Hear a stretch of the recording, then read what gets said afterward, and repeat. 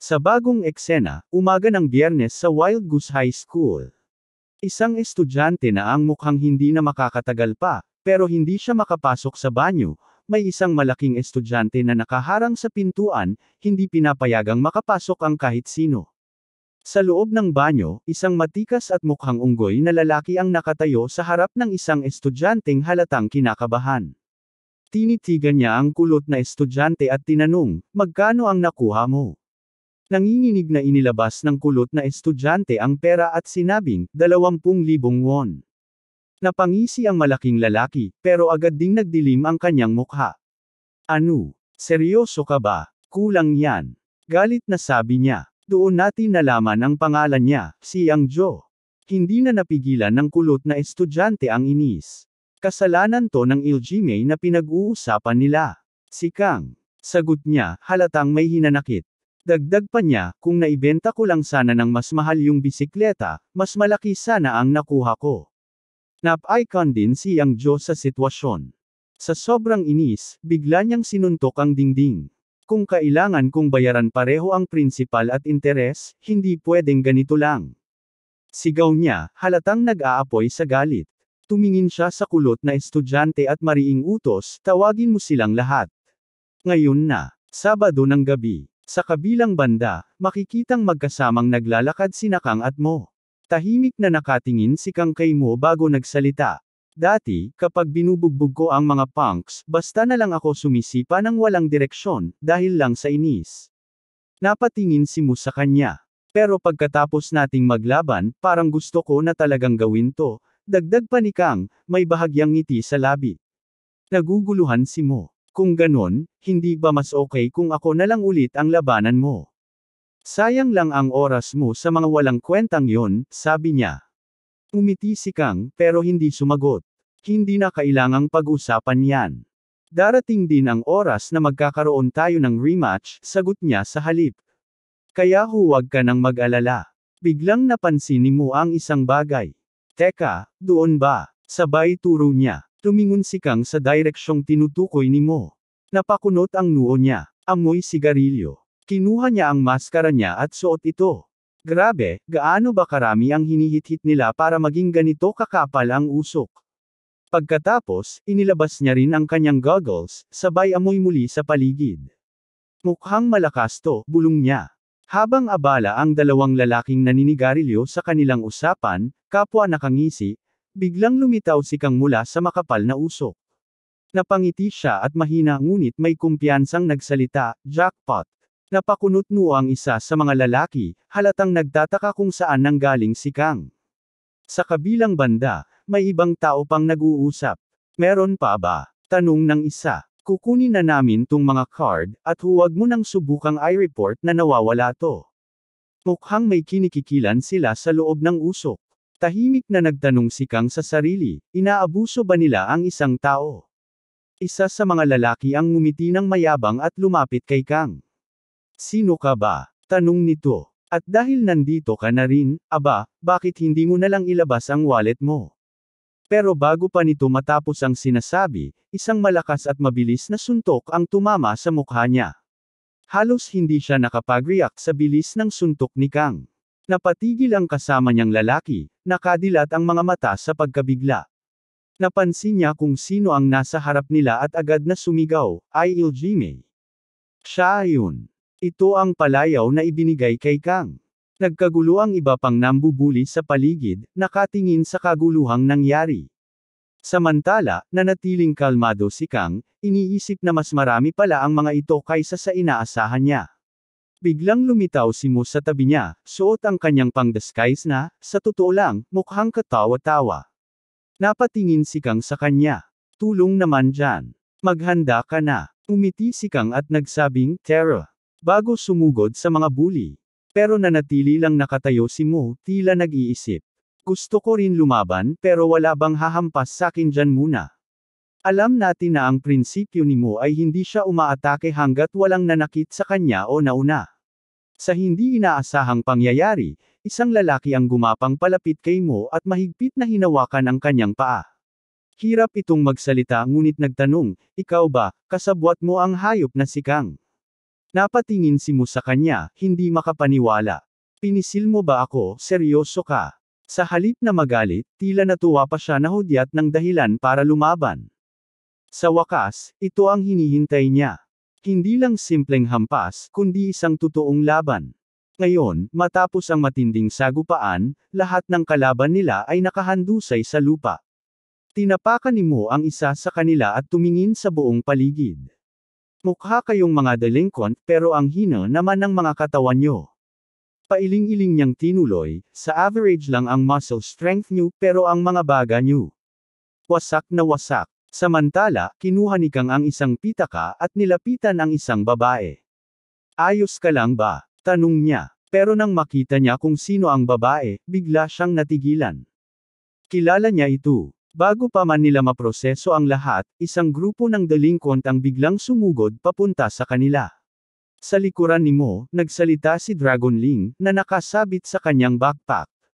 Master, may paparating pa sa likod. Sa parehong oras, may isa sa mga delinquent ang nag-text sa kanilang pinuno. Boss, nakita namin si Kang sa eskinita malapit sa snack shop. Ilang minuto lang ang lumipas, dumating si Yang Jo, ang malaking lalaking parang unggoy. Galit na galit itong nakatingin sa kanila. Aba, nakuha rin kita ngayon, Kang, putik ka. Tumingin si Kang sa kanila, dahan-daang kinuha ang kanyang pamalo. Sinisikap ko talagang huwag magalit. Ngunit ngayon, magkatabi silang nakatayo ni Mo, parehong nakatingin sa grupo ng mga kalaban. Sa loob-loob ni Mo, naramdaman niyang naninindig ang balahibo niya sa tuwa. Ito na yun, ito talaga ang gusto ko. Paborito ko to. Sa hudyat ni Yang Jo, sumugod ang mga tauhan niya para atakihin sila. May halimaw ng ngiti sa kanyang mukha, tuwang-tuwa si Mo sa nasaksihan niyang ganap na rambulan. Isa-isa niyang pinuntirya ang mga delinquent, bawat isa ay tinamaan ng kanyang malalakas na suntok. Habang tumatawa siya, lalo lang siyang nasisiyahan sa labanang ito. Ngunit sa isang iglap, may biglang sumuntok sa gilid ng kanyang mukha, si Yang Jo. Bagsak si Mo sa lupa matapos tumanggap ng mabigat na suntok mula kay Yang Jo. Pagkatapos noon, nagtatakang tumingin si Yang Jo sa paligid. Bakit parang dalawa ang Iljime? Naguguluhan siyang nagtanong, alin sa kanila ang tunay? Samantala, sa ibang eksena, isang lalaking may hawak na cellphone ang tila may hinihintay. Inis na siyang nagbulong, bakit ang tagal niya? At bakit hindi siya sumasagot sa tawag ko? Napatingin siya sa isang sulok at nakita ang nagkakagulong grupo ng mga kabataan. Napasimangot siya, mga patapon na naman na nag-aaksaya ng oras sa walang kwentang ramble. Ngunit sa pagpapatuloy ng kanyang pagmamasid, may isang pamilyar na mukha ang napansin niya. Si Kang. Pinoprotektahan nito ang isang babaeng inaapi habang nakikipaglaban sa grupo ng mga lalaki.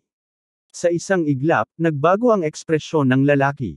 Biglang dumilim ang kanyang paningin, parang may bumalik na alaala sa kanya. Nag-flashback ang eksena, isang batang lalaki ang nakatingin sa screen ng telebisyon. Ipinapakita roon ang laban ng isang mixed martial arts fighter, ang ama ni Hejun. Para kay Hejun, ang kanyang ama ang pinakamalakas na tao sa mundo. Habang lumilipas ang panahon, lalo itong nagiging mas malakas. Hanggang sa dumating ang araw na tila nawala ito sa sariling katinoan. Natakot si Hejun sa biglaang pagbabago ng kanyang ama. Hindi lang ito malakas sa loob ng ring, malakas din ito sa loob ng kanilang tahanan. Sa mata ng bata, hindi na siya tao, isa na siyang halimaw. Tumakas ang kanyang ina upang makatakas sa karahasan. Ngunit si Hejun, hindi niya kayang tumakas dahil kailangan niyang protektahan ang nakababata niyang kapatid. Kahit bagbog at sugatan ang kanyang katawan, tiniis niya ang lahat. Sa kabila ng takot, hinarap niya ang halimaw. Sa kabila ng sakit, hindi siya kumurap habang nakatitig sa pinakamalakas na bersyon nito. Hanggang sa lumaki na rin ang katawan ni Hejun, sa wakas, kaya na niyang lumaban.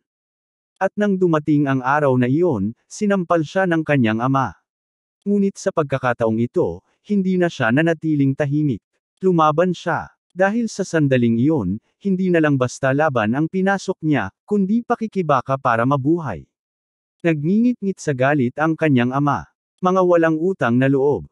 Sigaw nito. Pagkatapos ng lahat ng ginawa ko para sa inyo, papatayin ko kayong lahat. Idinugtong pa nito, kaya ko kayong tapusin gamit lang ang dalawang kamay ko. Biglang dumilim ang mukha ni Hejun. At sa araw na iyon, pinatay niya ang halimaw. Oo, isang krimen ang kanyang nagawa, pinatay niya ang sariling ama. Ngunit kinilala ng hukuman ang kanyang kalagayan. Matapos ang 1 taon sa juvenile detention, nakabalik siya sa eskwela. Pagkatapos ng klase, nagtrabaho siya para buhayin ang kanyang sarili at ang kanyang kapatid. Hindi siya maaaring magkasakit, hindi maaaring masaktan. Dahil ang katawan niya ang tanging yaman niya, para sa kanyang sarili at sa kanyang kapatid. Ipinangako niya sa sarili, hindi niya kailanman sasayangin ang katawan niya. Kaya't nang makita niya ang mga taong walang pakundangang nagpapasabog ng lakas sa walang saysay na awayan, nadama niya ang matinding pagkasuklam. Hindi siya kailanman magiging katulad nila. Ngunit sa ngayon, hindi siya makapaniwala sa kanyang nakikita.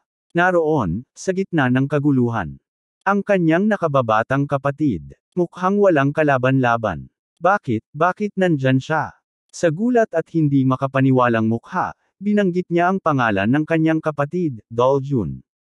Tila may tanong sa kanyang tinig.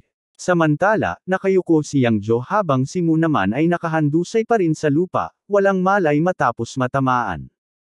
Tumingon si Yang Jo at binanggit ang tungkol sa kilos ni Iljime, nagtatanong kung wala pa ito. Ngunit biglang may lumitaw sa likuran niya, isang lalaking may madilim na ekspresyon sa mukha. Si Hejun. Sa isang iglap, malakas na sinipa ni Hejun ang tuhod ni Yang Jo. Napamulagat si Yang Jo sa bilis ng pangyayari. Napaluhod siya sa lupa, hindi makapaniwala sa sinapit niya. Napalingon si Yang Jo sa bagong dating, at walang pag-aalinlangang napamura, ano to?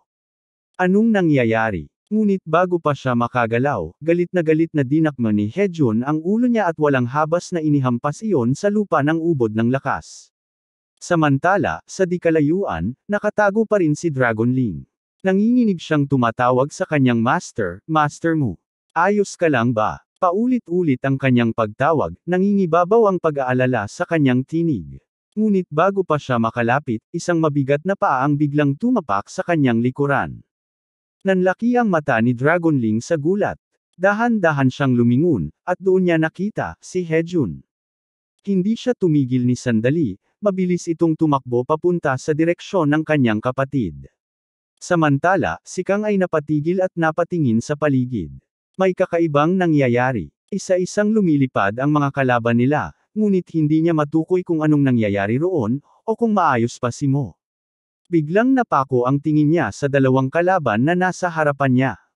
Napansin niyang may mahigpit na humawak sa kanilang mga mukha. Napalingon ang dalawa, nagtatakang pilit na inaalam kung sino ang may hawak sa kanila. Pero bago pa nila masagot ang tanong sa kanilang isipan, isang malakas na hampas ang nagpatilapon sa kanila. Si Hejun pala yon. Maging si Kang ay natigilan sa bilis ng mga pangyayari. Walang pagbabago sa ekspresyon ni Hejun, ngunit nang nagsalita ito, ramdam ang galit sa kanyang boses. Mga nakakadiring bastardo, hindi na kayo dapat lumalagpas sa pasensya ko. Tumayo siyang matikas, galit na galit, parang isang halimaw na handang manlapa. Ngunit bago pa siya muling sumugod, sumingit si Kang, Hejun, huminto ka muna. Biglang may isang tinig ang pamunit sa tensyon. Isang babae ang nagsalita. Tinawag nito ang kanyang kapatid. Napalingon si Kang sa babae, halatang nagulat. Kapatid, may kapatid ka. Ngunit bago pa niya matanggap ang sagot, mabilis na kumilos si Hejun. Walang paabang sumugod ito kay Kang, halos isang iglap lang ang pagitan. Napalingon si Kang sa bilis ng pangyayari. Mabilis niyang inambehan ng suntok si Hejun, ngunit mabilis din itong naiwasan. Sa isang iglap, hinawakan ni Hejun ang dibdib ni Kang at buong lakas siyang itinulak papalayo. Napaatras si Kang, ramdam ang bigat ng hampas sa kanyang katawan. Sa gitna ng kaguluhan, mabilis na hinablot ni Hejun ang kamay ng kanyang kapatid at hinayla ito papalayo. Kailangan nilang makatakas. Ngunit habang nagmamadali silang tumakbo, isang wallet ang biglang nalaglag sa lupa. Napahinto si Hejun. Saglit siyang napatingin sa kanilang harapan. At doon niya nakita si Yang Jo, unti-unting bumabangon mula sa lupa. Bakas sa mukha nito ang matinding galit matapos siyang bigla ang atakihin. Galit na sumigaw si Yang Jo, saan mo sa tingin mo ako iiwan, bastardo ka? At sino ka, ha? Ano ka? Isa ka bang bagong Iljime? Ngunit hindi sumagot si Hejun. Sa halip, walang pag-aalinlangang sumugod siyang muli. Ngunit sa pagkakataong ito, hindi siya ang unang nakapagpatama ng suntok. Isang napakalakas na suntok ang dumapo sa mukha ni Yang Jo. Ngunit hindi ito galing kay Hejun. Ito ay mula kay Mo. Nakabangon na si Mo mula sa kanyang pagkakahandusay. Nagulat si Hejun sa biglaang atake ni Mo. Sino itong taong ito? Ngunit ngumiti lang si Mo. Isang ngiting may halong kumpiyansa at tagumpay. At sa sandaling iyon, bumagsak si Yang Jo. Samantala, si Hejun at ang kanyang kapatid ay mabilis na tumakas mula sa kaguluhan. Tawang-tawa si Mo matapos niyang bigyan ng malakas na suntok si Yang Jo. Kitang-kita sa mukha niya ang kasiyahan, pero hindi ganoon si Kang. Agad siyang nabahala at sinaway si Mo, sinasabing dapat niyang takpan ang kanyang mukha. Alam niyang kung makita man sila, tiyak na hindi maganda ang kalalabasan. Samantala, si Yang Jo naman ay unti-unting bumangon mula sa pagbagsak. Ramdam pa rin niya ang matinding sakit mula sa suntok ni Mo, at sa kanyang galit, napatingin siya sa direksyon ng dalawa. Nakita niyang papalayo na sina Mo at Kang, na parang wala lang nangyari. Namumula siya sa matinding inis, at sa loob-loob niya, sinusumpa niya ang dalawa. Samantala, sa isang hindi kalawang lugar, may isang tao ang gumuguhit ng mukha ni Yang Jo sa papel. Habang ginagawa niya ito, ipinaliwanag niya kung sino nga ba ang taong nasa kanyang drawing. Doon nagsimulang magpaliwanag si Kang kay Mo tungkol sa kalaban nilang si Yang Jo. Isa lamang ito sa tatlong kinikilalang delinquent sa kanilang lugar. Yang Jo ng Wild Goose High School, Kim Chang-go ng Whistle High School, at Kuko High School, silang tatlo ang tinatawag na God Ori, paliwanag ni Kang habang itinuturo ang kanilang mga teritoryo sa isang sketch. Bagamat kilalang delinquent ang tatlong ito, hindi raw basta-basta sila gumagawa ng gulo. Pero nitong mga nakaraang araw, dumami ang kaso ng nakawan at pangho-hold up sa lansangan. Napansin ni Kang na karamihan sa mga nasasangkot sa mga gulong ito ay ang mga taong nakalaban nila. Dahil dito, nagduda siya na maaaring si Yang Jo ang leader ng mga magnanakaw at siya rin mismo ang nasa likod ng lahat ng kaguluhan. Habang seryosong nagkukwento si Kang, tahimik lang si Mo, nakatitig sa kanya na tila nag-iisip ng malalim. Hanggang sa bigla siyang nagtanong, ano bang ibig sabihin ng delinquent? Ano ang pangho-hold up? At ano naman yang hayop na God Ori na sinasabi mo? Biglang napakunot noo si Kang sa narinig. Halos hindi siya makapaniwala sa sinabi ni Mo. Huwag mong sabihing wala kang alam sa mga nangyayari sa paligid mo. Inis niyang tanong. Dekorasayon lang ba ang utak mo? Pero bago pa lumala ang usapan nila, isang malamig na boses ang pumukaw sa kanilang atensyon. Napupuno na ako. Mula sa likod ng bag ni Mo, isang maliit na nilalang ang biglang lumabas. Napapitlag si Kang nang makita niya itong mabilis na umakyat sa ulo ni Mo. Nanlilisik ang mata ng maliit na nilalang at galit na binalingan si Kang. Ang lakas naman ng loob mong pagsabihan ng ganyan ang aking master. Sigaw nito. Naguluhan si Kang at hindi maiwasang mapa-atrils. Anong klaseng nilalang yan? At nagsasalita ba ang palakang yan? Lalo pang nag-init ang ulo ng maliit na nilalang nang tawagin siyang Palaka. Palaka, sigaw nito. Ang kapal naman ng mukha mong tawagin akong ganun. Napatingin ng bahagya si Mo at agad niyang ipinaliwanag, siya si Yung. At higit sa lahat, kaibigan ko siya. Muling napakunot noo si Kang at may halong pagdududang tinanong si Mo. Ikaw, kainahinala ka. Alam mo ba talaga ang nangyayari? Pero tulad ng dati, tila walang common sense si Mo. Napakakakaiba niya. Biglang naalala ni Kang ang isang eksena noon, yung pagkakataong nagtanong si Mo kung anong araw ang Sabado noong unang nagkita sila. Napailing siya sa inis. Dinagdag pa niya, at may kaibigan ka pang palakang nagsasalita. Agad na nagliyab ang galit ni Dragonling sa narinig, hindi ako Palaka. Sigaw niya. Ngunit bago pa siya muling magreklamo, biglang napangiti si Mo at tumingin kay Kang. Matalas ang isip mo, ha? Tama ka. Ako ay isang. Sabay nilang sinabi ang nasa isip nila. Ako ay isang Diyos. Buong kumpiyansang sabi ni Mo. Isa kang alien. Sigaw naman ni Kang. Saglit na nagkaroon ng katahimikan. Napaisip si Kang sa narinig niya mula kay Mo. Diyos. Diyos ng mga tanga siguro, sarkastikong dagdag niya. Ngunit sa halip na magalit, muling nagtatakang nagtanong si Mo, ano naman ang ibig sabihin ng alien? Samantala, hindi pa rin tapos sa inis si Dragon Ling. Ang kapal talaga ng mukha mong sabihan kami ng ganito. At uulitin ko, hindi ako palaka. Nagbago ang eksena at makikita natin na nasa loob na sila ng bahay ng isang babae, ang class president. Habang nagtatahi siya ng damit ni Mo, nakatulala siyang tumingin sa kanila. Bakit nga ba kayo nandito sa bahay ko? Tanong niya, halatang litong-lito. Pero nagbago ang timpla ng kanyang mukha nang mapansin niya si Dragon Ling na nakaupo sa kanyang hita, abala sa panunood sa cellphone. Biglang lamambat ang ekspresyon niya at ngumiti. Manatili kayo dito hanggat gusto nyo, sabi niya, habang may natatanging kislap sa mata habang pinagmamasdan si Dragon Ling. Sa kabilang banda, seryosong nakipag-usap si Kang kay Mo. Sa madaling salita, ang malaking unggoy na nakalaban natin kanina, si Yang Jo, ang magiging target natin, diretsyong sabi niya. Halata ang galit sa mukha niya habang inaalala ang mga ginawa ni Yang Jo at ng kanyang grupo. Hindi ko gusto ang mga pinaggagawa nila, dagdag niya. Tahimik lang si Mu habang pinagmamasdan ang mukha ni Yang Jo sa isip niya. Pero sa kabila ng lahat, isang bagay ang sigurado, dahil kay Yang Jo, muli niyang naramdaman ang matinding pananabik na matagal nang nawala sa kanya. Naalala niya ang matinding agwat ng lakas nila, parang isang higanti laban sa isang batang walang kalaban-laban. Ngunit sa halip na panghinaan ng loob, napangiti siya.